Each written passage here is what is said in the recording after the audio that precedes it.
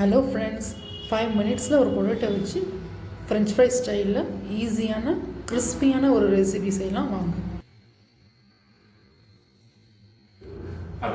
கடலை மாவு 2 spoon, 1 spoon மிளகாய்த்தூள், சிறிதளவு ஜீரகம், 1 ஸ்பூன் கார்ன்ஃப்ளவர் மாவு.